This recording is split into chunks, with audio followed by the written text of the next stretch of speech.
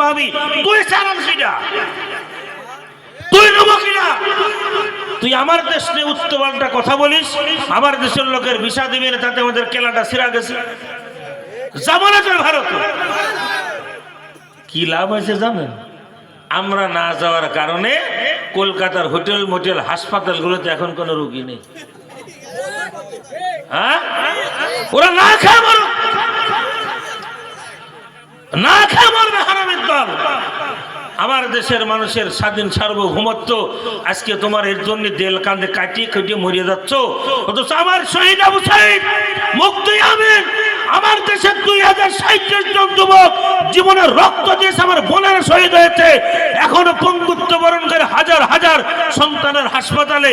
একবার শালার মোমো তোমার, একবার তোমার সেই কথাটা মনে পড়ে না, অথচ তুমি বারংবার একটা খুনিকে আশ্রয় প্রশ্রয় দেওয়ার জন্য আমার দেশটাকে নিয়ে আজেবাজে মন্তব্য করো। বুঝে রাখো, বাংলাদেশের মানুষ পাকিস্তানিদেরকে তাড়িয়েছে, ব্রিটিশদেরকে তাড়িয়েছে, আর একবার অস্ত্র হাতে জনগণ তুলে নিয়ে এই হিন্দুদেরকে, বাংলাদেশের হিন্দু না ভারতের গুলো কথা বলছে, বাংলাদেশের গুলো জামায়া ধরে রাখবেন, ভুল বুঝবেন না।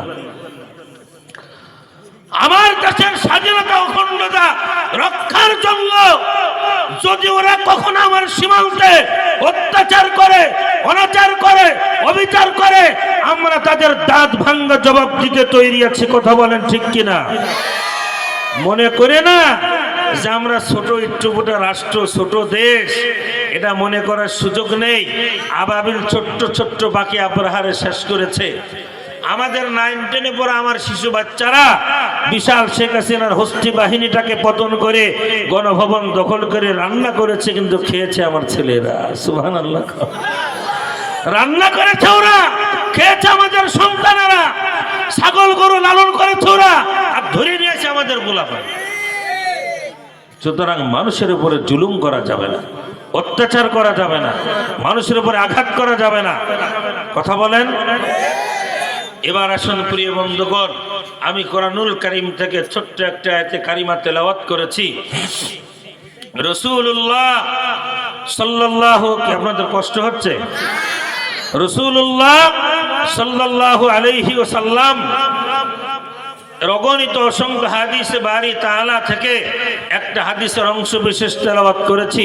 আল্লাহ পাক যদি চাহে তো অল্প সময় কথা বলবো, সর্বোচ্চ 1 ঘন্টা। এখন 10:30 11:30, 1 ঘন্টা থাকতে পারবেন? কারা কারা পারবেন? আল্লাহু আকবার বলেন, হাত নামান। প্রিয় বন্ধুগণ, আমি কেন প্রথমেই বলেছি যে মুনাফিকদের সাথে আমাদের কোনো কথা নাই। মুনাফিকদেরকে কত ভয় পেতেন রাসূলের প্রিয় সাহাবী হযরত ওমর রাদিয়াল্লাহু তাআলা আনহু, যিনি জান্নাতের সার্টিফিকেট নিয়ে কবরে গিয়েছেন। সুবহানাল্লাহ বলবেন না? আল্লাহর নবীজি ইন্তেকালের আগে হযরত হুযায়ফা রাদিয়াল্লাহু তাআলা আনহুর কাছে মুনাফিকদের একটা তালিকা ধরিয়ে দিয়ে গিয়েছিলেন। কাদের তালিকা? যার কথা বলার দরকার দাঁড়ায় যাবেন। রাসূলুল্লাহ হযরত হুযায়ফা রাদিয়াল্লাহু তাআলা আনহুর কাছে যারা যারা মুনাফিক, আল্লাহ প্রদত্ত স্বীকৃতিপ্রাপ্ত মুনাফিক, তাদের একটি গোপন তালিকা দিয়ে গিয়েছিলেন।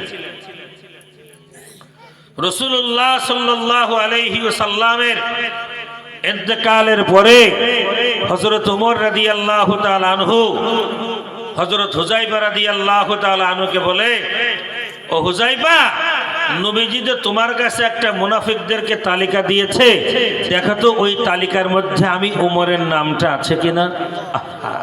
মুসলমান যারা দুনিয়ার থেকে আল্লাহ পাক জান্নাতের সার্টিফিকেট দিয়েছেন, খলিফাদের মধ্যে অন্যতম সেকেন্ড খলিফা ইসলাম, তাদের আগে পিছের গুনাহ আল্লাহ মাফ করে দিয়েছেন, যার শানে কোরআনুল কারীমের 18টি আয়াতে কারিমা নাজিল হয়েছে। হযরত ওমরের মর্যাদা কত জানেন? হযরত ওমর যে রাস্তা দিয়ে হেঁটে যেত, 40 দিন শয়তান ওই রাস্তা দিয়ে যেতে পারত না। চিৎকার করে সুবহানাল্লাহ কইতে ইচ্ছে করে না? এই মানুষটি যে আমার নামটা মুনাফিকদের কাতারে আছে কিনা, ভয়ে ভীত সন্ত্রস্ত। মুনাফিক কাকে বলে? আয়াতুল মুনাফিকিনা সালাসা, ওয়াইদা হাদাসা কাযিবা, ওয়াইদা ওয়াদা আখলাফা, ওই খানা তুমিনা, সে মুনাফিক যখন কথা বলে মিথ্যা বলে। মিথ্যা কথা বলা লোক তো এখানে নাই, আছেন? কিটা কিটা হাত উঁচু করেন তো, একজনও নাই। তো জান্নাতি লোক সব, মনে হচ্ছে কেবল জান্নাতের ভিতরে তুটি আছে। ওয়াদা করলে খিলাফ করে, এই রাস্তা না করে ভোট চাইতে আসবো না বলে না, ও আসে না, কারণ ভোট চাওয়া লাগে না। বিগত যে 3-4টা নির্বাচন হয়েছে ভোট চাওয়া লেগেছে, তুই দিলি দিকে না দিলি না দেখে এমপি আমি এমনি হয়ে যাও। কথা বলেন। এই মুনাফিক 3 নম্বর হলো ওই যা তুমি না খানা, তার কাছে কিছু আমানত রাখলে সে ক্ষতিগ্রস্ত করে।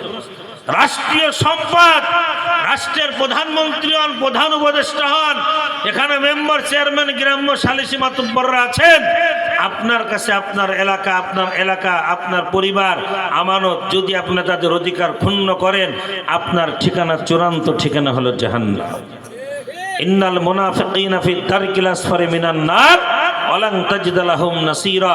আমি শিক্ষার মতো কাটা কাটা কথাগুলো বলছি, বুঝে নেবেন। জিন্নাল মুনাফিকিনা ফি দারকিল আসফারি মিনান নার ওয়া লান তাজিদ লাহুম নাসীরা। মুনাফিকদের ঠিকানা হবে জাহান্নামের অতল গহ্বরে, আর তাদের কোনো সাহায্যকারীও থাকবে না। তাহলে মুনাফিক থাকবেন না মুমিন হতে চান? মুমিন হতে চান কারা কারা? আল্লাহু আকবার বলেন, আরো জোরে বলেন।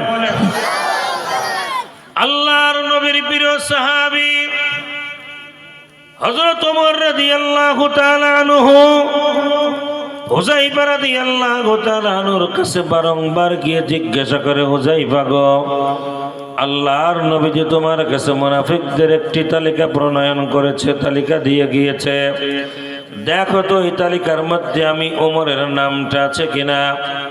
হযরত হুযায়ফা রাদিয়াল্লাহু তাআলা আনহু জানেন যে ওই তালিকার মধ্যে নামটা নাই। এখান থেকে আপনার একটি চরম শিক্ষা আছে মুসলমান। হুযায়ফা রাদিয়াল্লাহু তাআলা আনহু বলেন, ও নবীজির প্রিয় সাহাবী খলিফাতুল মুসলিমিন, আল্লাহর নবীজি তালিকাটা দিয়ে আমাকে গোপন রাখতে বলেছেন, প্রকাশ করতে নিষেধ করেছেন। সুতরাং আপনার নাম আছে এটাও আমি বলতে পারবো না, আবার আপনার নাম নাই এটাও তো আমি বলতে পারবো না, কারণ নবীজি আমাকে নিষেধ করেছেন, আমি বলতে পারবো না। জোরে জোরে বলা যাবে কিনা আল্লাহু আকবার। আল্লাহর নবীর প্রিয় সাহাবী হযরত ওমর, প্রচন্ড বৃষ্টি থেমে যাওয়ার পরে একটু গুড়ি গুড়ি বৃষ্টি শুরু হয়ে গিয়েছে। আল্লাহর নবীজির প্রিয় সাহাবী ঘর থেকে বের হয়ে হুযায়ফার বাড়ির দরজায় গেলেন। গভীর রজনী রাত 2টা-2:30 বাজে ঘরের দরজায় যে ঠোকা দিলেন, সালাম দিলেন, পারমিশন নিয়ে যখন তিনি বাইরে আসলেন, বললেন, হুযায়ফা গো, আমি তোমার কাছে জানতে চাই, কত কৌশলী ভাষাটা বুঝবেন কিন্তু খেয়াল করে। ও হুযায়ফা, আমার অন্তরের ভিতরে শঙ্কা হচ্ছে, আমি চিন্তিত হয়ে গিয়েছি। কে কখন মারা যাবে কেউ বলতে পারবেন? আওয়াজ করেন।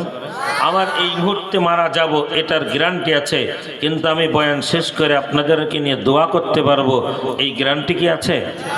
হযরত ওমর বুঝেছেন যে হুযায়ফা তো এইভাবে বলবে না, আমার কৌশল ব্যবহার করতে হবে। বলে, হুযায়ফা, আমার শঙ্কা হচ্ছে, শরীরটাও ভালো যাচ্ছে না, আমার মনে হয় আমি যদি মারা যাই, আর তুমি তো মুনাফিকদের জানাজায় যাও না, ও হুযায়ফা, আমার জানাজায় কি তুমি যদি আমি রাত্রিবেলায় মারা যাই, তুমি কি আগামীকাল আমার জানাজায় শরীক হবে? সুবহানাল্লাহ কোন। আল্লাহর নবীর সাহাবী হযরত ওমর বলে, হুযায়ফা রে, রাত্রিবেলায় যদি আমি মারা যাই, আর আগামীকাল সকালবেলায় যদি আমার জানাজা হয়, তুমি কি আমার জানাজাতে অংশগ্রহণ করবা? আল্লাহর নবীর সাহাবী হযরত হুযায়ফা বলে, হুজুর কি বলেন? আপনার জানাজায় যাব না তো কার জানাজায় যাব? অবশ্যই আমি আপনার জানাজায় যাব। সুবহানাল্লাহ বলেন। আল্লাহর নবীর সাহাবী হযরত ওমর কি উত্তর পেয়েছেন না বাকি আছে? যারা বুঝেছেন তারা বলবেন, উত্তর কি পেয়ে গিয়েছেন না? আল্লাহর নবীর সাহাবী হযরত ওমর রাদিয়াল্লাহু তাআলা আনহু ঠোঁটের কোণায় মুস্কি মুস্কি হেসে বলেন, ও হুযায়ফা, আমার উত্তরটা জানা হয়ে গিয়েছে। আল্লাহু আকবার। বলে হুযায়ফা, আমি দেখতেছি বহুদিন যাবত যারা মুনাফিক তাদের জানাজায় তুমি যাও না। সুতরাং আমি জানতে চাইলাম এই কারণে যে আমার জানাজায় যদি তুমি না যেতে আমি ধরে নিতাম যে আমার নামটা মুনাফিকদের কাতারে আছে। যেহেতু তুমি বলেছো যে আমার জানাজায় যাবে, তার মানে আমার নামটা মুনাফিকদের কাতারে নাই। আল্লাহু আকবার বলেন। আল্লাহর নবীর প্রিয় সাহাবী হযরত ওমর বলেন, হুযায়ফারে, আল্লাহর নবীজি যেহেতু মুনাফিকদের কাতারে আমার নামটা লেখেন নাই, আমি আনন্দিত হয়েছি, কিন্তু আমি আল্লাহর দরবারে মৃত্যু পর্যন্ত কাঁদতেই থাকব। আমার আল্লাহ শুকরিয়া আদায় করতে থাকব, আমার আল্লাহর কৃতজ্ঞতা আদায় করতে থাকব।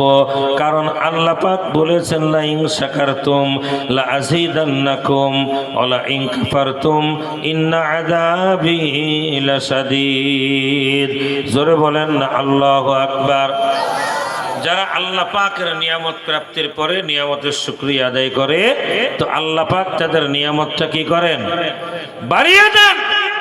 আর যারা আল্লাহর নিয়ামত প্রাপ্তির পরে নিয়ামতের শুকরিয়া আদায় করে না, আমার আল্লাহ শুধু কেড়েই নেন না, তাদেরকে কঠিন থেকে কঠিন আযাবের মধ্যে গ্রেফতার করেন। তাহলে আমরা কি আযাব পেতে চাই না আরো সম্পদ বাড়াতে চাই? সম্পদ বাড়াতে চাই, হায়াত বাড়াতে চাই, নেকির কাজ বেশি করে করতে চাইলে আল্লাহ পাক যেই নিয়ামত আমাকে দিয়েছেন, চিৎকার করে বলেন আলহামদুলিল্লাহ। আল্লাহ ইচ্ছা করলে মানুষ ব্যতীত জীবজন্তু জানোয়ার আমাকে বানাতে পারতেন কি পারতেন না? কথা বলতে হবে, পারতেন না? আল্লাহ জন্মগত সূত্রে, পারিবারিক সূত্রে মুসলমানের ঘরে জন্মগ্রহণ না করিয়ে হিন্দু, বৌদ্ধ, খ্রিস্টান বা অন্যান্য ধর্মাবলম্বীদের ঘরে আমাকে আল্লাহ পাক জন্মগ্রহণ করাতে পারতেন কিনা? সব কিছুকে বাদ দিয়ে আল্লাহ পাক পারিবারিক সূত্রে জন্মগ্রহণ করিয়েছেন মুসলমানের ঘরে। আমরা খুশি হতে বলা দরকার আলহামদুলিল্লাহ। পয়গম্বর মুসা আলাইহিস সালাতু ওয়াস সালাম আল্লাহ পাকের কাছে বলে, আল্লাহ, আমি যদি আল্লাহ হতাম, প্রত্যেকটা নবীদের কথার থেকে আমার কথার থেকে শিক্ষা আসবে। পয়গম্বর মুসা আলাইহিস সালাম বলে, আল্লাহ, আমি যদি আল্লাহ হতাম আর তুমি যদি নবী হতে, আমার কাছে কি চাইতে? এটা কি হয় কখনো? কথা বলেন, এটা পসিবল? আল্লাহ পাক বলেন, মুসা, এটা তো মাস্ট ইম্পসিবল, এটা হবে না। বলে, আল্লাহ, আমিও জানি যে এটা হবে না, হওয়ার মতও না। যদি হতো কি হতো? যদি হতো কি করতে? মুসা আলাইহিস সালাম আল্লাহ পাকের সাথে অধিক কথোপকথন করতেন। এই জন্য তাকে কাল্লামাল্লাহ মুসা তাকলিমা, মুসা কালিমুল্লাহ বলা হয়। আল্লাহ পাক বলেন, মুসা, তুমি যেহেতু ছাড়লেই না, খুব ভালো করে শুনবেন। বলো, মুসা, কারণ ওয়াজ করলে বোঝা যায় না, আর আমি ক্লাসের মতো করলে আপনি শিখতে পারবেন। ও মুসা, আমি যদি তোমার জায়গায় হতাম আর তুমি যদি আমার জায়গা হতে, আমি দুইটা জিনিস চাইতাম। বলেন কয়টা? আরো জোরে বলেন, হাত উঁচু করে বলেন, কয়টা? দেখেন তো এই দুইটা আমার জীবনে কত বড় প্রয়োজন। এক নম্বর, ইমানের মতো দৌলত, জাল্লা জন্মগত সূত্রে আল্লাহ পাক যেন আমাকে ইমানদার বানান। চিৎকার করে সুবহানাল্লাহ বলবেন না? ইমানদারদের জন্যই জান্নাত, বেঈমানদের জন্য জান্নাত আছে? যত ভালো কাজ করুক, দান সৎকার যাই করুক, ওদের জন্য জান্নাতের কোনো ব্যবস্থা নাই। তাহলে ইমান এক নম্বর। পয়গম্বর মুসা আলাইহিস সালাম আল্লাহ পাক বললেন, আমার জায়গায় যদি তুমি হতে আর তোমার জায়গায় আমি হতাম, এক নম্বরে চাইতাম হেদায়েত, ইমান। আল্লাহ পাক আমাদের কম বেশি হেদায়েতের আলো আছে, তাই কোরআনের এই মাহফিলে আমরা আসতে পেরেছি। কথা বলেন। এলাকায় অনেক লোক আছে মাইকিং হয়েছে, সংবাদ অনেকের কান পর্যন্ত পৌঁছাচ্ছে। কেউ রাস্তায় ঘুরে বেড়ায়, কেউ বাড়িতে ঘুরে বেড়ায়, কেউ টিভির সামনে ঘুরে বেড়ায়। আর আল্লাহ পাক কিছু মানুষকে যাচাই করে বাছাই করে নির্বাচিত করে এই ঠান্ডা জায়গায় বসিয়ে রেখেছে। এই মানুষগুলোকে আল্লাহ তুমি মাফ করে দাও, আমিন বলেন। এক নম্বর পয়গম্বর মুসা আলাইহিস সালাম বললেন, আল্লাহ আমি তোমার কাছে এক নম্বর হেদায়েত চাইতাম। দুই নম্বর, আপনি কি স্বাস্থ্য ভালো না সুস্থতা ভালো? কথা বোঝেন নাই? ইয়া বড় পেট মোটা কিন্তু পাতলা পায়খানা হয়েছে, ও কি লোক কি সুস্থ? ওর কি শান্তি আছে?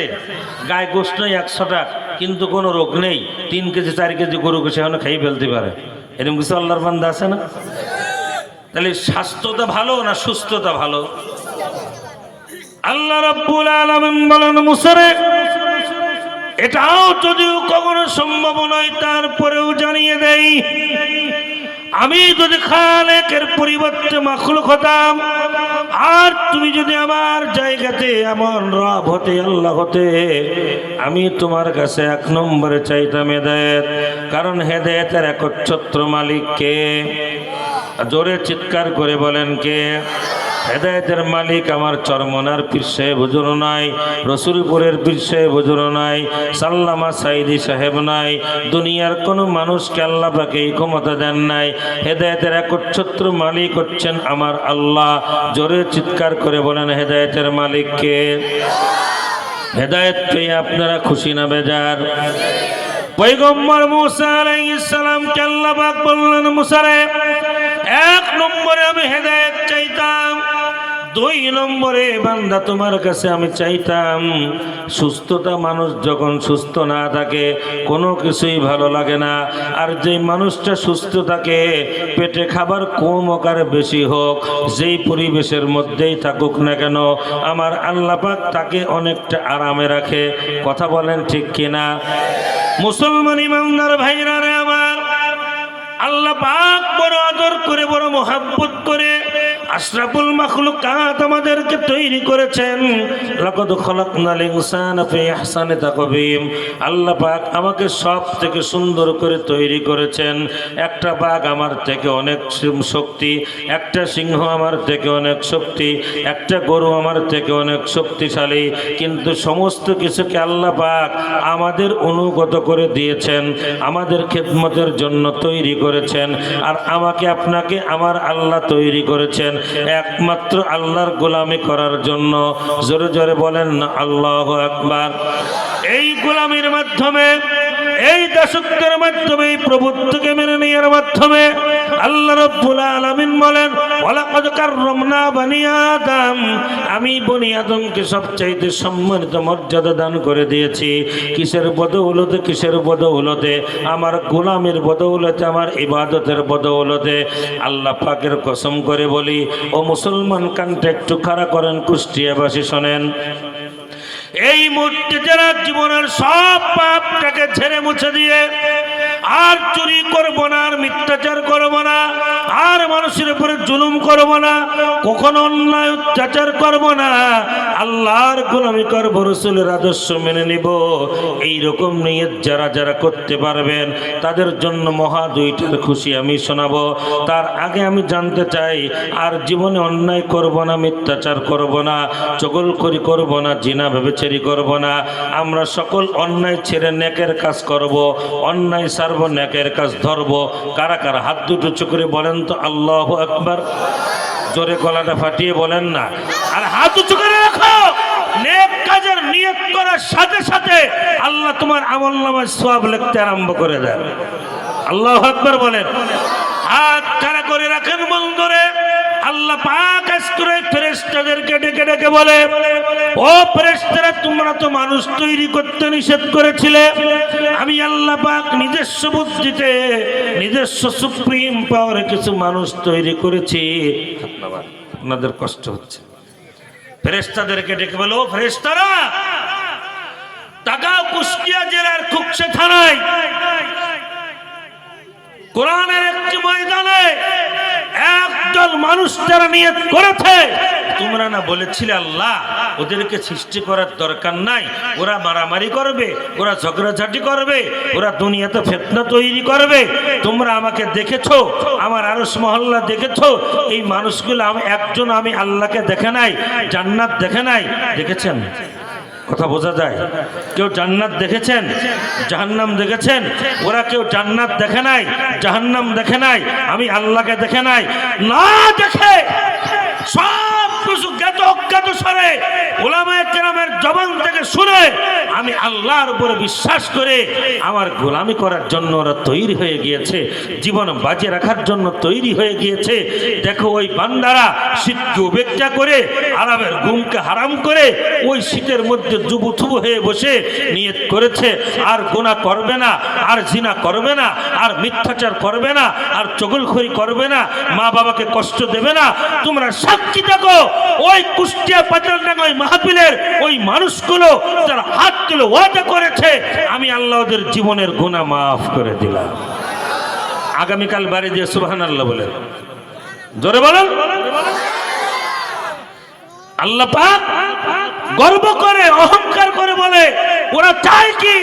ওরা টাকার অভাবী, খাদ্যের অভাবী, রিজিকের অভাবী, সম্মানের অভাবী। আমি আল্লাহ ওরা যদি খাঁটি নিয়ত করতে পারে আমি আল্লাহ ওদের তামাম জিন্দেগির গুনাহ আল্লাহ মাফ করেই দেব না। ফাউলাইকা ইউবাদদিলুল্লাহ সাইয়্যাতিহিম হাসানাত। আমি আল্লাহ ওদের জীবনের গুনাহটাকে মাফ করে নেকে রূপান্তর করে দেব। আরো জোরে বলেন। আমার আল্লাহ কি পারেন কি পারেন না? ক্ষমতার মালিক কে? মাফ করার মালিক কে? জান্নাত দেওয়ার মালিক কে? সম্মান দেওয়ার মালিক কে? প্রিয় বন্ধুগণ, আমার আজকের আলোচ্য বিষয়টা ছিল নারীর মর্যাদা। আমি সে প্রসঙ্গে কোরআনুল কারীমের একটা আয়াতে কারিমা তেলাওয়াত করেছিলাম। অল্প 15-20 মিনিট কি সময় দেওয়া যাবে? 1-1.5 ঘন্টার কথাটা আমি আপনাদেরকে সংক্ষেপ করে বলি। এই পৃথিবীতে আজকের যুগে নারীবাদী আন্দোলন আছে, নারী অধিকার সংগ্রাম আছে, নানা রকম প্রগতি সংগঠন আছে। খোঁজ নিয়ে দেখবেন যারা যত নারীদেরকে মর্যাদা দেওয়ার জন্য চেষ্টা করে ওরা একজনও বাড়িতে বউয়ের সাথে ভালো আচরণ করে না। কথা বলেন। একজনও, যত বড় বড় নেতাদের দেখেছি বউকে রেখে বান্ধবীকে নিয়ে হোটেল রেডিসনে রাত কাটায়। কথা বলেন। আর যে গরিব ছেলেটা ভ্যান চালায়, রিক্সা চালায়, মসজিদের মুয়াজ্জিনি করে, ইমামতি করে, সারাদিন মাঠে হাড় ভাঙা পরিশ্রম করে সন্ধ্যাবেলা স্ত্রীর কাছে আসে, এই মানুষটা তার স্ত্রীর যথাযথ মর্যাদা দিতে পারে? আল্লাহর কসম করে বলি, আমি তো সারা দেশে ঘোরার অভিজ্ঞতাই বলি, আপনারা তালিকা নিয়ে রেকর্ড করে রেখে দেবেন। ঢাকার মহাখালীতে বৃদ্ধাশ্রম আছে, একজন আলেমের মা বাবা কোন বৃদ্ধাশ্রমে নাই। কসম খোদার চ্যালেঞ্জ গ্রহণ করলাম, যদি কেউ দেখিয়ে দিতে পারেন আপনাকে 10 লক্ষ টাকা পুরস্কার দেব। কি কোন মানে? আমি জানি তো তোমার চারানাও দেওয়া লাগবে না। কারণ জানেন, যেই ছেলেটার ভিতরে কোরআনের বীজ বপন হয়, কোরআন বোঝে, পড়ে, মানে, কোন আলেম ওলামাদের সাথে, পীর মাশায়েখের সাথে সম্পর্ক রাখে, আমরা বিশ্বাস করি যে আমার মা বাবার খেদমতের মাধ্যমে আল্লাহর জান্নাত। চিৎকার করে বলেন সুবহানাল্লাহ। যেই ছেলেটার ভিতরে বিশ্বাস তৈরি হয়েছে মায়ের এই প্রচন্ড শীতের ভিতরে মাকে গরম পানি দিয়ে উজু করাতে হবে, মায়ের খাবারের জন্য গরম পানি তৈরি করে দিতে হবে, 100টা বউ খেদা দেবো, কোনো দুঃখ নাই, কিন্তু আমার মাকে কষ্ট দেব না, এই সন্তান কি মাকে বাড়ির থেকে তাড়িয়ে দিবে? কথা বলেন। কোশ্চেন কালাও না। একজন আলেম, বড় কোন মুহাদ্দিস মুফাসসির মুফতি তো থাক, সামান্য একজন মসজিদের মুয়াজ্জিনের মাকেও সে বাড়ির থেকে তাড়িয়ে বৃদ্ধাশ্রমে পাঠায় না। ও আলু ভর্তা ডাল খায়, কিন্তু মাকে সাথে রেখেই খায়। কথা বলেন। আর এই দেশের শিল্পপতি, কোটিপতি, সচিব, ডক্টর, ইঞ্জিনিয়ার বড় বড় নেতারা টাটো ঘোড়া মার্কা বউ কিনে নিয়ে আসে। টাটো ঘোড়া মার্কা বউ বোঝেন? বোঝেন না? আরে সুবহানাল্লাহ, বোঝো না? প্যাট পিট ফুটবল খেলার মাঠ, হাত এইরকম করে নাড়া দেয়, মনে হয় যেন হাত দিয়ে জীবনে কিছুই করে খাবে না। আর আপনারা বাপরাও কিছু লোক দায়ী আছেন। আমি একান্ত ব্যক্তিগত ভাবে না, মানুষের পরিবর্তনের জন্য কথাগুলো বলছি। আমার দেশে বর্তমান তালাকের সংখ্যা বেশি না পরকীয়া বেশি? কথা বলেন, তালাক বেশি না পরকীয়া বেশি? বিবাহ বেশি না অবৈধ সম্পর্ক বেশি? এই সব তো সুযোগের নাকি? সব তো সুযোগদের। আপনার স্ত্রীর সাথে যদি আপনি ভালো ব্যবহার করেন, উত্তম আচরণ করেন, যথার্থ তাকে টেক কেয়ার করেন, আপনার বউ আপনার ছোট ভাইয়ের সঙ্গে টাঙ্কি মারতে পারবে না। কথা বলেন। আর আমার কোন মা ও বোনেরা, তোমরা ভালো করে শোনো, তোমাদের কারণে আমাদের অধিকাংশ পুরুষেরা টাঙ্কি মারে আর একজনের সাথে। কথা বোঝেন? কারণ কি দেখবেন, সারাদিন রান্না বান্না করে কাজ কাম করেছে, ওই দুর্গন্ধযুক্ত কাপড়টা পরে, ময়লা কাপড়টা পরেই রাত্রিবেলায় আমার বোনেরা ঘুমাতে যায়। আপনি ভালো করে সোনা পাউডার কিনে দেবেন, বলে আমার এত সময় নেই, বাড়ি থেকে লোক আছে, যা আছে আমি শুয়ে থাকি। বলেন তো, ওই বিটির যদি গায়ে যে দুর্গন্ধ কয়, ওই বউকে নিয়ে সত্যি মনে চায়? কথা কয় না? সত্যি কথা বলেন। আগে বলেছি আপনার সব উপকরণ স্ত্রীকে দিবেন, সোনা কিনে দিবেন, পাউডার কিনে দিবেন, ভালো কাপড় চোপড় কিনে দিবেন। এরপরে যদি বিটিরা না শোনে, তখন মৃদু আঘাত করবেন, আঘাতে লাঠি দিয়ে নাংলা নড়িতে বাইরে তুলে ধুনা করে দিয়ে দেন। হ্যাঁ, একজন কাছে হুজুর, ও যে মারলে কি কাম হয়, তার প্রেম বাড়ে। আর ইসলাম তো মহব্বত ভালোবাসা বাড়াবার জন্যই তো ইসলাম। আল্লাহু আকবার বলেন। মূল আলোচনায় নারীদের অধিকার। ইসলামে বউরে মারবেন না, খবরদার মুখে মারবেন না। কারা কারা বউরে মুখে মারা, এটা হাত উঁচু করেন দেনে? একজনও না, অবশ্যই দুই সাইডে বরাবরে ঠাস ঠাস করে বউরে মুখে চাটি মারো। আমার মা বোনেরা, আজকের পরে তোমার কোনো স্বামী যদি তোমার মুখে চাটি মারে, হাতটা ধরে বাঁধে থাকো। কারণ এই দেহটা বানিয়েছে আল্লাহ পাক ফেরেশতাদেরকে দ্বারা, আর আপনার এই সুন্দর চেহারাটা আমার আল্লাহ পাক বানিয়েছেন নিজের কুদরতি হাতের দ্বারাই। সেই সুন্দর চেহারাটাই আপনি আঘাত করেন, আপনার লজ্জা করে না?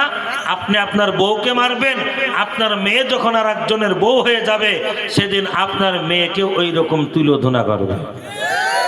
কথা বলেন। আল্লাহর নবী সাল্লাল্লাহু আলাইহি ওয়াসাল্লাম স্বামী স্ত্রীর মধ্যকার কি সুসম্পর্কের কথা বলেছেন। আমি কি আপনাদের 1 মিনিট 2 মিনিট বলবো? আল্লাহর নবী আম্মা জান আয়েশা রাদিয়াল্লাহু তাআলা আনহা বলেন, ও দুনিয়ার মানুষ শোনো, আমার স্বামী স্ত্রীর মাঝে কত সুসম্পর্ক ছিল। কখনো কখনো আমরা একটা বালিশে ঘুমাতাম,